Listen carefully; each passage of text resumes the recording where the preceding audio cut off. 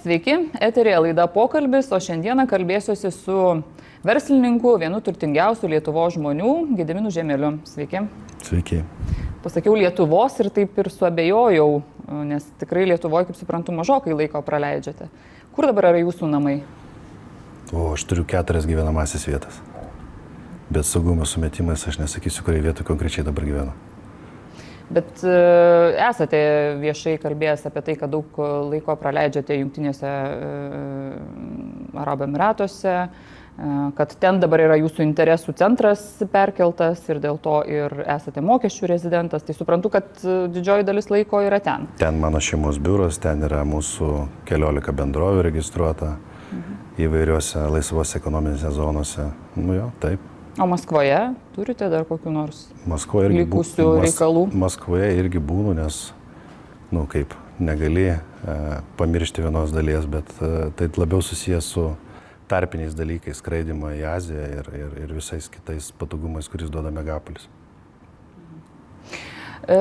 Jūs prieš šitą interviu leidote suprasti, kad tai greičiausiai bus paskutinis interviu Lietuvos žiniasklaidai. Ar reiktų suprasti, kad jūs ketinate priimti kokius nors esminius sprendimus, tarkim, ir kalbant apie jūsų verslą, galbūt ir asmeninius pasirinkimus? Aš galbūt per kitą prizmę tai žiūriu. Aš save laikau pasaulio žmogų, aš gyvenu kosmopolitišką gyvenimą, mano aplinka yra bent 60 pasaulio šalių išsidėsčiusi, tai tas žodis paskutinis, aviacijoje negalima sakyti paskutinis skrydis, paskutinis pasisveikinimas, tai iš principo yra, aviatoriam nepriimtinas žodis. Tai aš galbūt pridedant prie to kosmopolitiško gyvenimo, Lietuvoje vieši pasisakymai, vieši interviu, jie labai tokie socialiai jautrus ir kur yra politika, kur yra verslas, gali tą ribą greitai peržengti. Tai aš savo esu griežtai pasakęs, mano visuomeninis gyvenimas gali sėtis Lietuvoje tik kiek tai susijęs su sportu, nes nors sportas ir krepšinis gali būti politikos dalis, bet jinai nepersvers ir nepadarys tavęs politiku. Tai galbūt tai su tuo susiję, kad aš niekada neplanuoju užsiimti politiką. Bet tai nereiškia, tarkim, jūsų tokie pasakymai, kad jūs, pavyzdžiui, kokią nors dalį savo verslo ketinate kur nors perkelti arba nebeinvestuoti Lietuvoje? Žinot, viskas tai yra pragmatinis požiūris ir viskas tai yra aplinkybės, skaičiai, privalumai ir trūkumai. Šiandien mes nesame holdingo prasme lietuviška įmonė. Mes jau yra de facto nelietuviška įmonė. Aš nesu Lietuvos mokesčių rezidentas ir mano interesų centras yra kita šalis.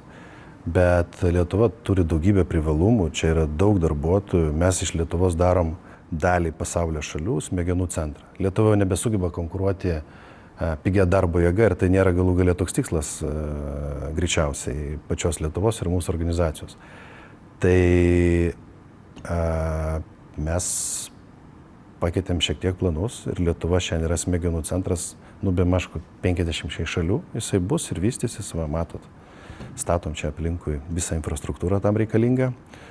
Man jinai patinka, aš čia džiaugiuosi, bet čia atvažiavus vidinis mąstymas ir vidinė kultūra nėra Lietuva dėl to, kad mes iš Lietuvos klientų pajamų beveik negaunam, mažiau 1%. Mes iš principo dirbam pasauliu iš Lietuvos, jeigu tai liečia Lietuvos biurą. Tie sprendimai, kurie yra priimami dėl jūsų investicijų, dėl jūsų verslo, tai yra jūsų investicijos nepageidaujamos nei viename Lietuvos oro uoste. Ar jūs tai ir vadinate politika?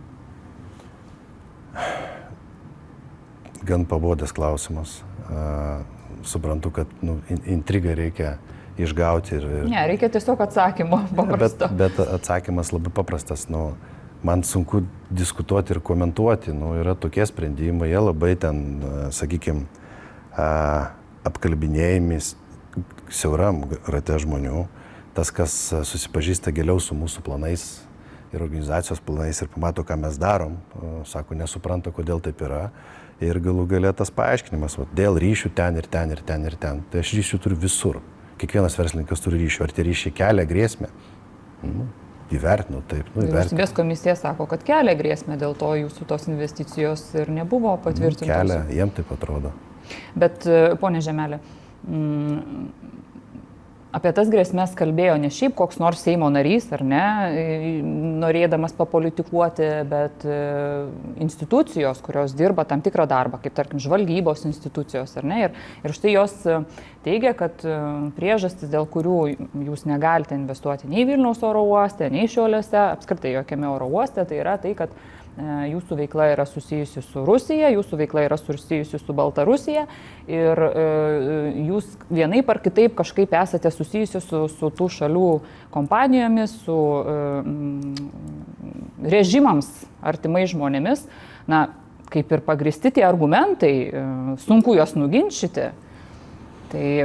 Žinot, 2009 metais, kai aš paskutinius savo pinigus sudėjau Lietuvos avialinijos, tiksliau 2008 metų gruodžio mėnesį, kai manęs Masiulis paprašė išvežti keleivius, kad jie neliktų prieš naujus metus. O Kubilius buvo perdavęs Masiuliui įgaliojimus spręsti, ką daryti su Lietuvos avialinijom. Aš pasakiau, žiūrėkit, aš sudėjau asmeninių pinigų 300 milijonų eurų, dar mano partneriai 15 šiandien Lietuvos avialinijos, kurie vadinosi tuo metu Flailalas. Mes tebesam didžiausi kreditoriai.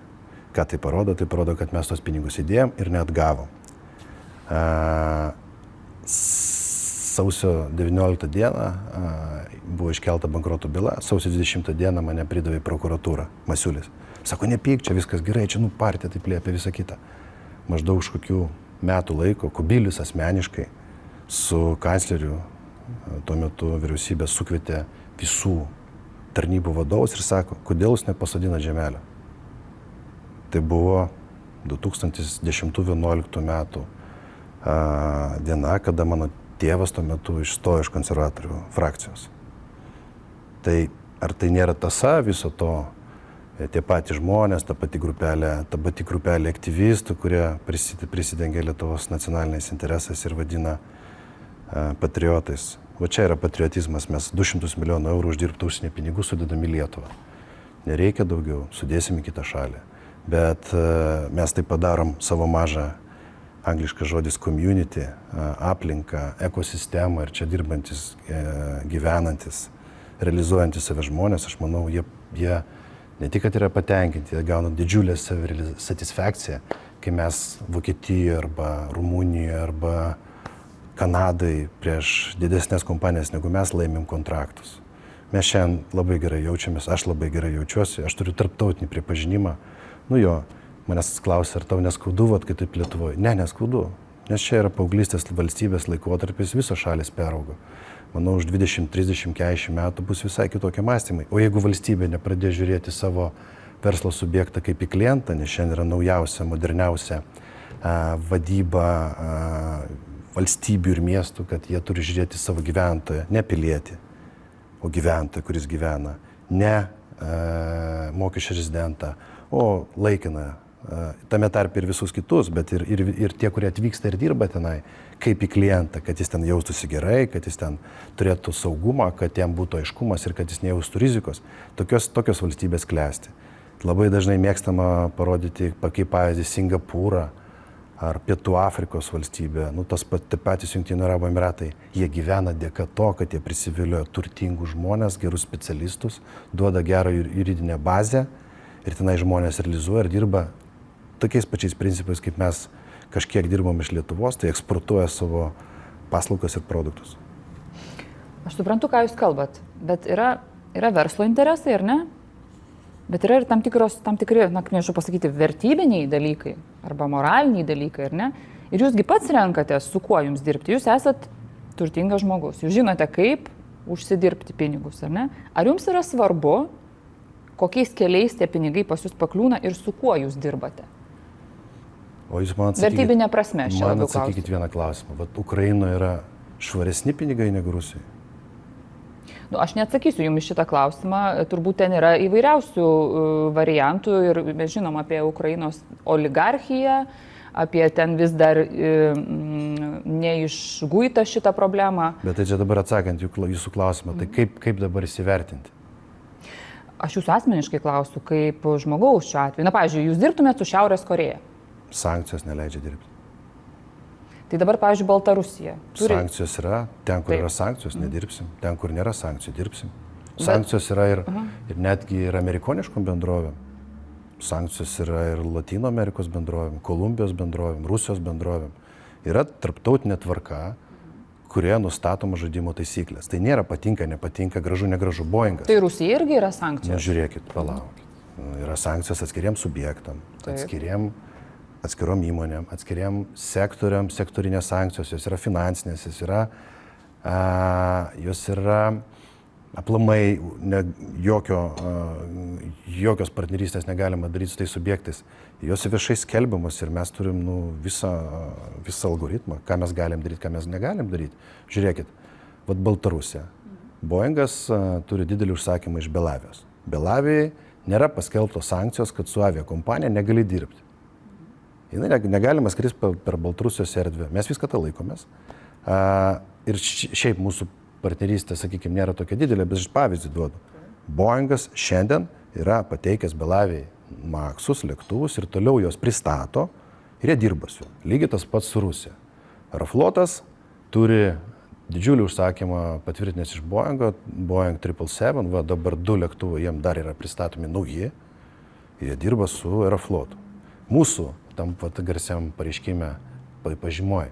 Kadangi mes dirbam su Aeroflotu, Baltarusijai, tai mums, žodžiu, negalima investuoti. Kas? Yra tarptautiniai reikalavimai, kurių reikia laikytis tarptautinį bendrovę, mes jų ir laikomės. Tai taip, demokratinė prasme niekas jums neuždraus dirbti nei Baltarusijoje, nei Rusijoje, nei kažkur kitur. Pažymos yra demokratijos principais paremtos ar kuo? Ne, pažymos turbūt yra... Ar kelių žmonių nuomonė patinka žemelis ar nepatinka? Čia turbūt net ne apie tai, kad žemelis patinka ar nepatinka, čia apie tai, su kuo žemelis bendradarbiauja, nes jūs iš esmės renkatės režimus. Ne. Kaip tai ne, ir Baltarusija, ir Rusija. Tai reiškia režimus. Mes Baltarusijai pastatėm vaistų fabriką. Tai pakalbėkime apie Baltarusiją. Tarp akcininkų yra Mumbajaus biržoje listinguota bendrovė Natco Pharma. Tai yra milijardinė bendrovė, kuri dirba, beje, turi gamyklą Amerikoje. Ir yra vietiniai partneriai iš farmacijos sektoriaus. Paprasti farmacijos distribucijos įmantis asmenys, kurie beje įregistravę bendrovę Slovakijoje. Tai koks čia režimas? Suprantat, ponia Žemeli, ką aš bandau paklausti, kaip galima reaguoti į, sakykime, į jūsų tam tikrus pasirinkimus, kuomet jūs dirbate ir, tiksliau, norite dirbti ir su Lietuva, ir su Lietuvos priešu? Aš su Lietuva nedirbu. Turite vis tiek čia kažkokių tai reikalų, norėtumėte turėti investicijų oro uostuose. Aš jam dujų brangiai nepardavinėju, aš jam maisto prekių nepardavinėju. Mes turim 1% iš lietuviškų bendrovių pajamų iš visam mūsų katile. Kitaip tariant, mes į Lietuvą atnešam mokesčius, eksportuodami savo produktus ir paslaugas. Tai aš manau, kad yra visų valstybių siekimybė ypatingai mažų. Bet jūs norite investuoti į strateginius objektus, tokius kaip oro uostus. Tai dabar nebenorite galbūt, bet norėjote. Žiūrėkit, mes tose oro uostuose turime apie 1500 dirbančių žmonių, turime savo pastatus, turime savo veikiančius angarus, mes jau ten veikiame. Ten mes jau remontuojam. Prie Kauno angaro šiuo metu yra apie 40 lėktuvų laukiančių remonto. Ir kai mes norim padaryti kažkokį tai mažą, ten vartus padidinti. Dėl to, kad objektai Lietuvoje, tai aš galvoju, kad tas įstatymas praktiškai prieš mūsų bendrovę buvo priimtas. Jie įtraukti strateginių objektų sąrašą, ruosti ir kiekvienas veiksmas, net rekonstrukcijos mūsų pastato turi būti paremtas leidimų komisijos. Taip, tai yra... Taip, tai net vartas yra, tai yra oro uostas, strateginis objektas. Jis tapo 15 metais, o mes ten turim objektus ir pastatus. Bet jūs, pavyzdžiui, renginėjote Žukovskio oro uostą, ar ne? Bet grįžtam, aš noriu atsakyti, gerai, nes jūs paviršutiniškai pakomentavo, dabar labai atsiprašau, bet tai buvo. Dar kartą pasikartosiu, mes turime savo nuosavus angarus, jie yra mūsų. Mes šiandien veikiame 2 Vilniaus Lietuvos oro uostuose. Tai dabar, ar mes ten dirbs 1500 žmonių ar 1600 žmonių, tai tie 100 žmonių, jie ką padidins riziką nacionaliniam saugumui. Tai manau, kad neišmintingas sprendimas. Priklauso turbūt nuo to, ką jūs ten darysite. Mes ten darom tai, ką mums suteikia teisę daryti. Tose angaruose negali agurką auginti. Ar konservų daryti.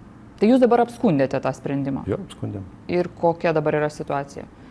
Žinokit, tai yra vienas iš tų plėtros mūsų elementų ir aš asmeniškai sakau, mes čia nieko nebeplėsime oro uostuose. Mes čia smegenys turėsim, kurios eksportuos mūsų protą ir pinigus atneš į mūsų kompanijos pajamas, tame tarpe į Lietuvos biudžetą mokesčių pavidalu. Jūs mėgstat viską skaičiuoti. Taip. Ar jūs esat paskaičiavęs, kiek štai tokie valstybiniai, vyriausybiniai sprendimai ir ta vieša opinija, apie kurią jūs kalbėjote pačioje pradžioje, kainavo jūsų verslui? Čia labai reliatyvus dalykas. Visų pirma, bet žinot, laikotarpį. Pavyzdžiui, mes užsiauginom savo raumenis įmonės, būdami pigus paslaugų teikėjas, pradžiai rytams, po to vakarams, sakykime, iki 2014 metų pas mus buvo NVS klientai, taip ir gimė mūsų santykiai su Rusija ir kitom šalim Kazakstanu. Po to jos pakeitė vakariečių klientai ir mes pradžiai konkuravome kainą, kaip daugelis Lietuvos gamintojų. Šiandien mes nebekonkuruojam kainą ir šiandien man ir mūsų organizacijai valdyti angarą Lietuvoje jau yra ribinis. Mes parduodam, pavyzdžiui, 1 valandą už 56 eurus. Kai mes pradėjom šitos darbus, mes pardavinėjom už $25, tai maždaug 20 eurų. Tai faktiškai mes 3 kartus padidinom kainą ir mes jau nebekonkuruojam kainą, bet mes jau tapom tokie patys brangus kaip Lenkija, Vokietija. Bet pasaulis yra didelis. Aviacija, kuo yra žavingai, nesusietos su teritorija. Čia kaip paukštis, jis atskrido, nusileido, kokiai teritorija jam nepatiko, jis perskrido į kitą teritoriją, kur daugiau maisto, kur šilčiau, kur patogiau ir kur mažiau rizikos. Mes šiandien angarus vystome 8 šalyse, kurioje mes galėsim turėti mažesnę savikainą. Sakykime, mūsų remonto bazė Indonezijoje pardavinėja produktus beveik už tą pačią kainą kaip čia Lietuvoje, nes apsitarnauja tos pačios tarptautinės leasingo kompanijos, tos pačios aviakompanijos, kurios žino kaštus. Čia skirtingai negu ar nekilnojamas turtas, ar kažkas bebūtų, ar kuras, ar Amerikoje, ar Indonezijoje kainuoja tiek pat. Taip pačiai lėktuvų remontas, maždaug tiek pat. Bet darbo kaštai 4-5 kartai mažiau. Tai mes šiandieną, aš galbūt net ir gerai, ir galbūt atsakant jūsų klausimą, mūsų organizacijai leido nepadaryti neižvalgių investicijų. Nes natūralu, direktoriam vis tiek tie, kurie dirba Lietuvoje, nori pasididinti bazės čia. Pasididinai bazę, darbo jėga užkylo, mes Lietuvos mokslo įstaigos neparuošė tiek specialistų. Tai jos reikia atsivežti arba užsiauginti. O konkurencija dėl jų didelė, jie gali laisvai važiuoti dirbti bet kurią Europos šalį. Todėl mes nebeturim jokio pranašumo už brangus darbo jėgai. Todėl šitoje vietoje tai buvo gal net sustabdytas neižvalgių potencialių investicijų į ne tą daiktą Lietuvoje. Bet šiandien aš jau išvadasgi padarėm, įsivertinom, kaip tai veikia. Bet šiai, pavyzdžiui, eksportuoti smegenys lietuviai yra labai aukštų IQ žmonės, jie labai imlus, darbštus. tą darbštumą reikia palaikyti, įvairiom priemonėm motyvuoti. Bet mes esam šiandien iš tikrųjų ta tauta, kuri gali šiek tiek biškį pridėjus pasitikėjimo parduoti aukštesnės kategorijos ir pridėtinės vertės produktus. Tai ką mes ir darom dabar. Tai atsakant jūsų klausimą, galvoju priešingai paveikia teigiamai. Tada dar vienas toks klausimas, kuris yra atviras, bent jau aš kažkaip neužfiksavau, kad jūs būtumėte jį atsakęs. Jeigu jau mes taip aiškinamės, tai viską iš esmės išsiaiškinkim. Gal jūs galite pasakyti, kažkaip paaiškinti, ką jūs veikiate, nes čia irgi tas vienas iš klausimų, kuris keliamas, kad ne va tai jūs turite kontaktų artimų su Kremliumi, ką jūs veikiate delegacijoje Rusijos 16 metais, kuri vyko į Kiniją, dėrėtis ten visiškai net ne dėl aviacijos reikalų, anglakasybos reikalų, ir jūs buvote pristatytas kaip delegacijos narys kartu su kitais Rusijos specialiaisiais oficialių institucijų pareigūnais. Aš buvau ne vienoje delegacijoje, ne rusiškoje, tai paprastai čia nebuvo jokia vyriausybinė delegacija, važiavo viena leasingo kompanija, pasiėmė kelis valstybės pareigūnus, paprastai pareigūnai valstybės lydė, aš su tą leasingo kompanija esu ne vieną projektą padaręs Ir pakeliui į tą susitikimą nuvykau. Nu ir jie įdėjo į tą saitą. Bet mesgi nepristatė kaip oficialios delegacijos narių. Bet jūs NATO valstybės pilietis, esate delegacijoje Bet aš pasakiau, šalies, kuri, kaip sakyti, yra priešiškai nusiteikusi tų valstybių. Tai buvo 2 verslo subjektų susitikimas. Visų pirma. Bet ne jūsų reikalai ten buvo? Ne, aš su ta organizacija važiavau pas 3 kinietiškus bankus. Ir aš juos pristačiau kinietiškam bankam ir jie gavo apie $4 milijardus finansavimą lėktuvų pirkimų, kurių tame tarpe dalis skraido British Airways. Atsiprašau, EasyJet. Tai mes turėjome eilę susitikimų ir tą susitikimą, kurioje dalyvavo, bet nežinau, ar tų kitų susitikimų neįdėjo, bet greičiausiai neįdėjo, nes šito užfiksavo. Tai yra vienintelis kol kas viešoje erdvėje, tai nežinau, jeigu jų daugiau pas mane buvo. Interneto puslapį yra visi. Tai jeigu jūs sulygint datas, tai galima savęs, kokie dar susitikimai buvo. Tai nebuvo viešas vyriausybinis susitikimas. Tai esminis momentas, kad jame dalyvavo ir transporto ministerijos, ten už bendradarbiavimą atsakingi pareigūnai, net ne pareigūnai, tarnautojai. Tai, aš negaliu įtakoti, o aš sėdėsiu apačioje koridoriuje, aš pakilau tą susitikimą ir viskas. Bet aš suprantu, kad tas... Aš neturiu jokio statuso tame susitikime, kaip nei kieno, ten nebuvo nei parašyta, nei mano pareigos niekas, buvo parašyta mano pareigos kaip bendrovės.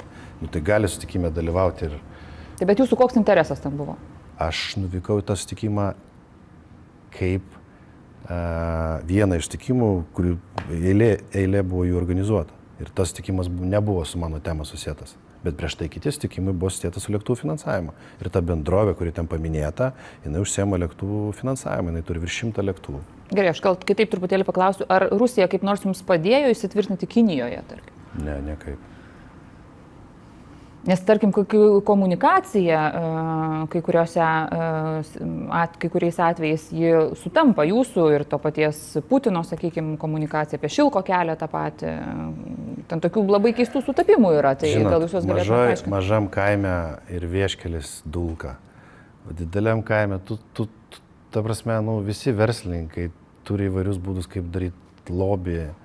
Ten kažkas su popiežiu susitinka ir į delegaciją įstraukia ir patrodo nuotrauką su popiežiumi ir tai čia kažkas su celebričiais, kažkas, ta prasme, kažkas važiuoja prisijungia prie kažkokio prezidento ir važiuoja. Pavyzdžiui, mes galėtume važiuoti su visų šalių prezidentais, kur yra mūsų atstovybės.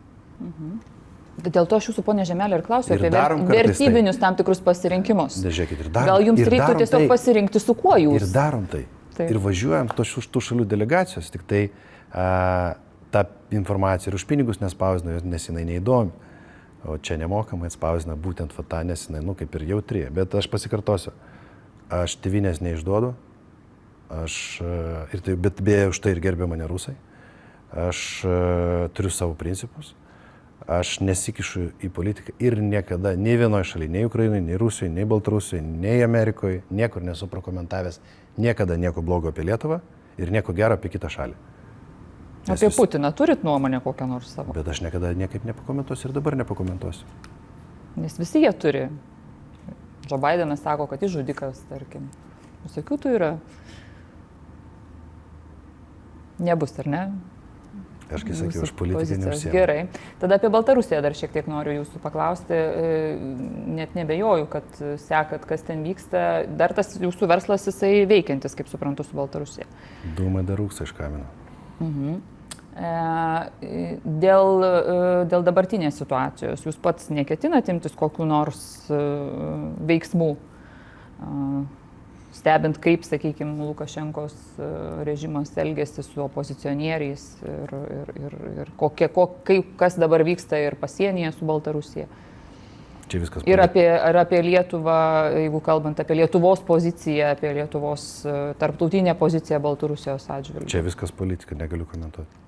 Taip, bet kai jūs darote politiką su šalimis, kurios turi tam tikrų politinių interesų į Lietuvą, tai negali būti ne politika. Žiūrėkit, tai jūs irgi... Jūs darote politiką. Tai kai jūs darote verslą, atsiprašau, kai jūs darote verslą, taip. Okay. Pasitaisiau. Darau verslą, kuris yra visiškai politiškas, remiantis tų Nemanau, kad verslas Baltarusijoje gali būti apolitiškas šiuo atveju.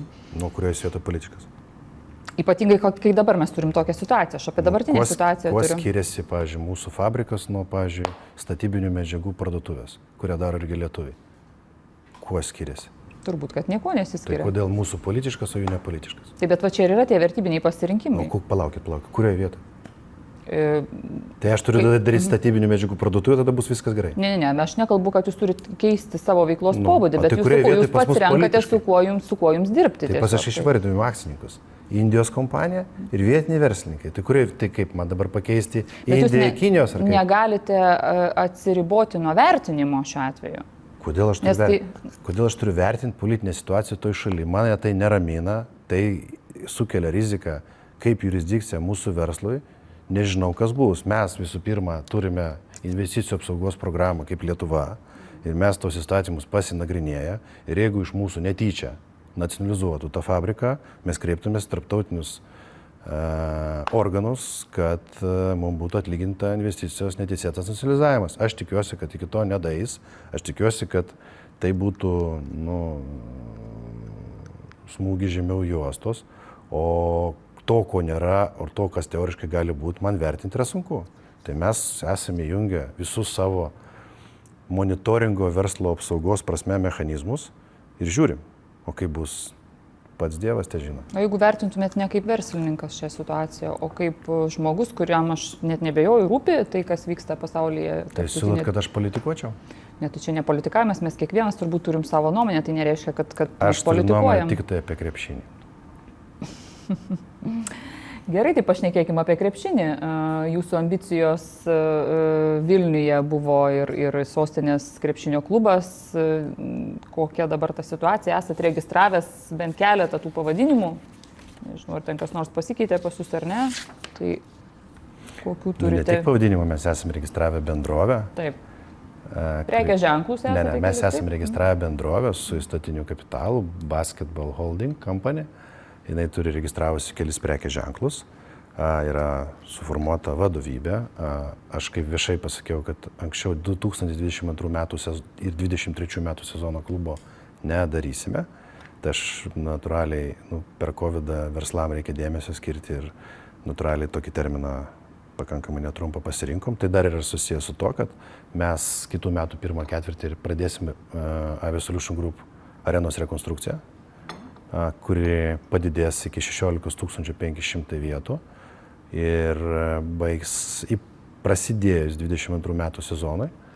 Tai šiandien yra 3 būdai, kaip mes tą klubą galim padaryti, nes čia vėlgi pragmatiškas požiūris yra mano meilė krepšiniui ir yra nauda arenai. Arena su krepšinio klubu gali gauti 1,5–2 milijonus ebidos daugiau per metus ir pakelti savo vertę. Labai pragmatiškai.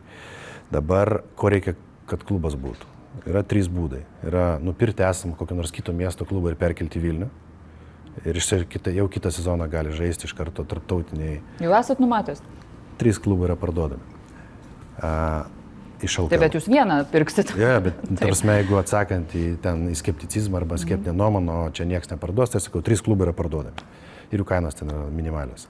Tada yra kitas būdas gauti komercinių kelių, nusipirkti naują licenciją sumokėjus mokestį, maždaug 300+ tūkstančių eurų, arba perimti esamo Vilniaus klubo dalis ir toliau vystyti jo bazėje. Esmė tokia, kad visi 3 variantai turi ir privalumų, ir trūkumų. Tai vat, kuris geriausias variantas bus, mes pakankamai nemažai laiko turim. Bet pagrindinis dalykas, kad aš noriu keletą esminių faktorių. Pirmas, klubas negali būti vieno Gedimino žemelio arba suasmeninti su Gedimino žemelio, nes tai gali būti atmetimo reakcija tam, kam aš nesu simpatiškas savininkas, nesvarbu ten profesionalumo laipsnis ir vadybos laipsnis. Tai gali būti nenoras bendradarbiauti verslo organizacija, kitaip tariant, mažam kaimelė asmeniškumų yra daug. Tai va, tas klubas turi būti keliolika žmonių, kad nesusietas su vienu asmenu. Antra svarbi sąlyga, tie visi žmonės turi dėti pinigus. Kai manęs paklausė, kas atsitiko Lietuvos Rytui, kad 10 metų nėra rezultato, 10 metų niekas nededa pinigų. Buvo Vainauskas, jisai kaip bevertinume, aš vertinu iš profesionalios vadybinės pusės, jis dėjo pinigus. Jis dėjo pinigus įvairiais būdais ir klubas rodė rezultatus. Atėjo įvairūs praėjūnai, pasipjarino, numetė, vienas kitam akcijas perdavinėjo, de facto klubas liko savivaldybės pinigais finansuojamas ir niekas iš jų ženklių pinigų neįdėjo ir nesugalvojo būdų, kaip įdėti. Aš turiu trečią planą, kad klubas pirmą kartą Europos krepšinio istorijoje taptų verslo ir pelno siekianti organizacija be savivaldybės ženklaus dalyvavimo. Kitaip tariant, at the end of the day, geras yra žodis anglų kalboje, klubas turi būti pilnai komerciškas. Ir čia reikia dar biškį iš paukščio skrydžių pasakyti keletą faktorių. Iki šaltojo karo pabaigos sportas tarptautiniai bendruomeniai buvo valstybių jėgos parodymas ne karo metu, bet savo jėgos parodymas. Ir de facto, iš principo, visas sporto šakas finansavo valstybės. Amerika pradėjo pirmą komercializavimą, kad tai yra pramogos, buvo sukurta bazė, sukurta mokestinė bazė, kurtos lygos ir didžiuliai vartotojų srautai yra tenai, kurie susimoka už, kitaip tariant, nebuvo dotuojamo bilietų ir bilietas į NBA varžybas $125 yra normali kaina. Tai pas musgi, jeigu paprimkime, kai Sovietų sąjunga griuvo, tai viskas praktiškai ir teatras, ir sportas buvo nemokamai, 200 kapeikų, 300 kapeikų. Tai ta transformacija sporto iš jėgos rodymo į pramogų verslą, jinai tebe vyksta. Ir šiandien Eurolyga yra irgi tokiai tarpiniai stoteliai, kad surenka 10 kartų mažiau už transliacijas negu Amerikoje. Sporto klubai yra hibridiškai finansuojami, futbolo sąskaita, savivaldybių sąskaita ir manau, kad viskas tai susiveda į arenas, kuriame šiaip tai moderniam pasaulyje Amerikoje 50% klubų pajamų yra iš parduodamų bilietų. Tai aš manau, kad mes padarysim pirmą labai svarbų ženklų dalyką, bus geriausia arena 2,5 tūkstančių kilometrų spindulių iki Vokietijos. Ir padarysim, kad nebūtų gėda visai Lietuvai. Tai yra amfiteatras komandai, kuri turi daryti pramogas. O kad daryti pramogas reikia aktorių, gerų aktorių, kurie reklamuos ateimą į tą areną. Tai aš čia taip vaizdžiai pasakoju. Aš suprantu, bet jūs ir palėtėte tą momentą, ko aš norėjau paklausti, kad sako, nesvarbu kokia komanda, svarbu koks lyderis. Nuo lyderio labai daug kas priklauso, tai šiuo atveju jūs jau gal esate ir pasvarstęs tas trenerio pozicijas, ką jūs ten norėtumėt matyti ir pačios komandos sudėti, turbūt čia irgi labai svarbus momentas. Žiūrėkit, aš nedarau dalykų, kurių nesuprantu. O jeigu nesuprantu, bandau išmokti. Bet išmokti užtrunka laiko. Aviacijos man užtruko išmokti 15 metų. Krepšinį, kaip nebūtų keista, aš pakankamai gerai gaudusi. Beveik visus pažįstu, kuriuos man reikia pažinoti. Turiu pakankamai platų srautą, dar ir dėl to, kad pas mane versle egzistuoja krepšinio elementas. Mano vadovai, mano partneriai, partnerių partneriai, gal 5 kokie NBA komandų savininkai ir taip toliau, ir taip toliau. Tai čia dabar spekuliuoti, kas bus 22 metų vasaros turgaus metu, turbūt yra neetiška. Kad komandos branduolį turi sudaryti 5-6 stiprus lietuviai ir 5-6 legionieriai, kuriem greičiausiai reikės išleisti mažiau pinigų negu ten Barsa arba Realas arba Maskvos CSKA. Nes tokio biudžeto iškart neįmanoma bus pasiekti, jo labiau pas juos yra nesustainable, jis yra arba vieno oligarcho, arba futbolo yra sunešamas. Tai mes darysim turbūt tą pačią logiką, kad yra du būdai imti amerikietį Europoje jau sužaidusi arba iškart iš Amerikos, bet tam reikia biškį avantirizmo, reikia nepabijoti, reikia galbūt surizikuoti ir taip toliau. Bet šiaip pasaulio rinka yra pakankamai didelė ir gera. Ir mes neturėtumėm padaryti vienadienį rezultatą. O dabar Partizanas susipirko 3 žvaigždės, Obradovičius eina treneriu, bet tai yra politinis projektas, mano nuomonė. Kandidatas į prezidentus jam pasufleravo vietiniai verslininkai susiimant ir Belgrado Partizano biudžetas, net nežaidžiant Eurolygoj, bus didesnis negu Cervenos Zvezdos žaidžiant Eurolygoj. Aš prognozuoju 12-15 milijonų eurų mažiausiai. Ir tokio projekto aš asmeniškai nenoriu, tai nėra tvaru. Reikia padaryti tokį projektą, kuris neišautų vieną dieną, kuris sušpildytų arenas, kuris padarytų stiprią fanų bazę. Fanų bazė beje turi būti ne tik Lietuvoje, mes turim eksportuoti krepšinį ir tai yra trečias dalykas, kurį reikia padaryti. Ką reiškia eksportuoti krepšinį? Sarkartvelis neturi savo komandos Eurolygoje, Ukraina neturi savo komandos, Baltarusija neturi savo komandos. Atmeskim geopolitiką ir politiką. Islandija neturi savo komandos. Lenkija, čia kita istorija, ten reikia biški kitaip žiūrėti. Bet, pavyzdžiui, mes turim ne tik 3 milijonų rinką, mes turim dar kokį 15-20 milijonų rinką, kurią galim padaryti mūsų šitos komandos fanais. Čia yra visa metodologija, visa logika, turi būti didžiulis master planas. Aš jūsų klausau ir man toks įspūdis daro, kad jums dabar tai yra kur kas įdomiau negu investicijos oro uostuose. Ambicijos didelės, aš taip suprantu. Kur? Šioje srityje. Ne, yra master planas. Bet jeigu jūs jau svarstot, kad reikia kažkiek kitokį modelį šiuo atveju išnaudoti, aš pasikartosiu, aš save laikau kosmopolitų. Aš laikau pasaulio žmogų. Daug kas kalba, ten pagyvena ir grįžta, nepasiseka. O aš jau 8 metai negyvenu Lietuvoje, bet Lietuva, jinai kiekvieną dieną pas mane yra, dėl to, kad čia daug žmonių dirba, daug procesų yra susijęta su Lietuva. Bet kai tu pagyveni įvairiose šalyse pasaulyje, pavargsti, galų gale išvažiuoti į kitą šalį ir neturint infrastruktūros, tai nėra labai komfortiškas gyvenimas, kaip tai neatrodytų. Tai užtrunka susikurti, socializuotis, integruotis. Komisija paima į delegaciją ir tu nuvažiuosi, tai negalvokit, kad taip yra, labą dieną, ateik čia. Tai čia dar jeigu 10 dadėtumėm kitų, pas mane puslapį yra, tai yra didžiulis kontaktų bazės valdymas, tai yra darbas, tai yra, tu turi atitikti žmonių interesus, turi rasti bendrus dalykus ir taip toliau, taip toliau, taip toliau. Bet visą tai duoda kosmopolitišką mąstymą. Ir kartais mes sėdim mažam kaimelį, tu nematai, kas ten, o ten už upelio jau vyksta dideli dalykai. Tai kai tu pamatai iš paukščio skrydžio, tai tų minčių labai daug gali kilti tokių, kurios nekils iš lokalios rinkos. O aviacijoje jūsų kokios ambicijos buvo? Juk irgi tokių žinių, kad pigių skrydžių oro bendrovę ketinate kurti.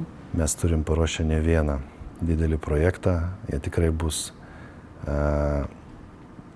aukščiau ambicingumo lygmenio. Aviacija per metus daro 1 trilijoną sąnaudų, tai yra mūsų rinka, kurioje mes veikiam. Tik fantazijos ir ambicijų klausimas, kokį procentą mes nuo tų sąnaudų atsirieksim. 1% tai yra 10 milijardų. Tai tokioje rinkoje mes veikiame. Tai šiandien aviacijoje mūsų grupė turi unikalią galimybę, nes mes grindžiame savo modelį 3 dalykais. Aviacijos globalių sezoniškumų, kur žiema, o kai kur vasara ir priešingai. Tai reiškia, mūsų lėktuvai su įgulom keičia kaip paukščiai, kai žiema išskrenda kur šilta ir ten uždirbinėja pinigus. Ta galima daryti, kai tu esi globaliai padengęs pasaulį. Antras dalykas, vis nauji modeliai leidžia mums praplėsti savo remontų, mokymų, kargo ir kitų paslaugų bazės, dėl to, kad mes galim užimti vis didesnį rinkos dalį, nes nauji modeliai mums tai leidžia. Ir ciklai. Po didelio kritimo seka didelis augimas, nes aviacija po interneto yra pagal dinamiškumą antra industrija pasaulyje. Patikėkit manim, atidėta paklausa, o jinai yra atidėta, 23 metais šaus į kosmosą. Ir mes turėsim labai daug darbo. Tai čia jau apskritai ambicijos tokios, sakyčiau... Ambicijos čia statistika. Statistika. Tai gerai, dar vienas klausimas jau į pabaigą keliaujant. Pakalbėjom apie sportą, pakalbėjom apie aviaciją, pakalbėjom apie visus geopolitinius reikalus. Aš visgi noriu sugrįžti prie politinių dalykų. Jūs jau sakėt, kad jums ta politika visai neįdomi, bet ar tikrai niekada ir jokiomis aplinkybėmis nesvarstytumėte vienokią ar kitokią formą sudalyvauti Lietuvos politiniam gyvenime? O kokiu tikslu? Tokių, kaip čia pasakyti, tokių situacijų, kaip teigiama, yra buvę, kuomet buvo Arūno Valinsko Tautos prisikėlimo partija ir tuomet pats Arūnas Valinskas kalbėjo, kad neva jūs, turėdamas politinių ambicijų, bandėte skaldyti jų partiją. Ne, visi žino tą istoriją, mano draugas. Tai mes nebūtinai turim grįžti prie jos, tik tai, kad... Ja, bet aš tada reikia vieną svarbų dalyką pasakyti. Tuo metu mano asmeninis draugas, kuris ir dabar yra asmeninis draugas, Sachariukas Aleksandras, jisai buvo toje frakcijoje ir kai mane pradėjo, žodis reketuoti netinka, bet kai mane pradėjo pulti už tai, kad aš praradau investicijas Lietuvos avialinijos ir spausti teisėsaugą, kad tirtų ir prieš mane keltų bylas, kurios beje vėliau baigėsi ir kratom ir visais kitais dalykais. Ir galų gale byla buvo nutraukta, neradus nusikaltimo sudėties, kai mes atnešėm 500 lapų pavedimų bankinių įmonės, nesuprato prokurorai, kaip taip, net nebuvo duomenų pas juos, kad tie pinigai atėjo į įmonę. Kai suprato, kad tikrai nėra nusikaltimo sudėties, nutraukė tyrimą, bet visus tos metus mane asmeniškai spaudė visą eilę tų žmonių ir tai buvo gynyba. Tai buvo gynyba ir tai buvo, galbūt, sakykime, mano laisvas laikas nuo verslo, kuris tada buvo visose mano verslo epochos žemumose. Verslas atsistojo, aš nebeturiu ambicijų, jokių, niekur, politikui. Tai kas čia žino, kas čia bus ateityje? Aš turiu labai ambicingus verslo plėtros planus, pas mus finansinė situacija tikrai yra nebloga. Mes turime labai daug pradėtų projektų. Aš turiu atsakomybę prieš partnerius, investuotojus, akcininkus, darbuotojus ir visus kitus, kurie supa mūsų ekosistemą. Tai aš 10 metų į priekį turiu savo darbų. Aišku, jeigu sveikatos bus. Tai to ir linkiu Jums. Ačiū Jums už pokalbį. Čia buvo Gediminas Žemelis, verslininkas. Ačiū visiems, kurie žiūrėjote. Iki pasimatymo.